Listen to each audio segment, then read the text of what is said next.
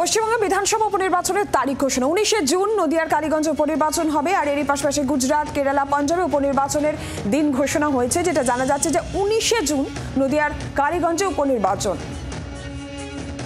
Arkadipta Mukhopadhyay telephone লাইনে আরো বিস্তারিত জানাবেন। অর্কদীপ্ত, আর কি জানা যাচ্ছে, কি খবর রয়েছে? দেখো, 19 তারিখে ভোট, 19শে জুন, সেই বিষয়টা পরিষ্কার করে দিয়েছে ইলেকশন কমিশন এবং 30 তারিখ সকাল 8টা থেকে গণনা। আগামী 26 তারিখে আগামীকাল বিজ্ঞপ্তি জারি করে দেওয়া হবে এবং 2 তারিখ পর্যন্ত মনোনয়ন পেশ করা যাবে। 3 তারিখে স্ক্রুটিনি এবং 5 তারিখ মনোনয়ন প্রত্যাহারের শেষ দিন। এবং এই ভোটে যে সবকটি বুথে কেন্দ্রীয় বাহিনী মোতায়েন থাকবে সে বিষয়টা পরিষ্কার করে দেওয়া হয়েছে নির্বাচন কমিশনের তরফ থেকে। তবে এক্স্যাক্টলি কত কোম্পানি কেন্দ্রীয় বাহিনী ডাকা হচ্ছে এই নির্বাচনের জন্য সেটা এখনো পরিষ্কার নয়, সেটা ইন ডিউ কোর্স আমরা জানতে পারবো। তবে সব মিলিয়ে এই ভোটে যাতে নিরাপত্তা নিয়ে কোনো রকম প্রশ্ন না উঠতে পারে সেই দিকটা কিন্তু রীতিমতো নজর রাখছে কমিশন।